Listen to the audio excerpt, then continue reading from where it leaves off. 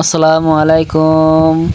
রাজশাহী বিভাগে একটি বজ্রবায়ু মেঘ সৃষ্টি হয়েছে। এটি শক্তি অর্জন করলে চট্টগ্রাম, ঢাকা ও ময়মনসিংহ বিভাগে অতিক্রম করার সম্ভাবনা রয়েছে। প্রায় বেশিরভাগ জেলাতে কালবৈশাখী সম্ভাবনা রয়েছে। এই মাত্র একটি বজ্রবাহী মেঘ সৃষ্টি হয়েছে রাজশাহী বিভাগের উপরে। এটি শক্তি অর্জন করলে রাত 11টার ভিতর ঢাকা, ময়মনসিংহ, চট্টগ্রাম ও রাজশাহী বিভাগের 2-1টি স্থানে আকস্মিকভাবে বজ্রবৃষ্টি সহ অস্থায়ীভাবে কালবৈশাখী বয়ে যেতে পারে। সে সাথে কোথাও কোথাও শিলাবৃষ্টির সম্ভাবনা রয়েছে। আগামীকাল সকাল 6টার পর থেকে রাজশাহী, চাঁপাইনবাবগঞ্জ এর পার্শ্ববর্তী এলাকায় বিক্ষিপ্ত বৃষ্টির সম্ভাবনা রয়েছে।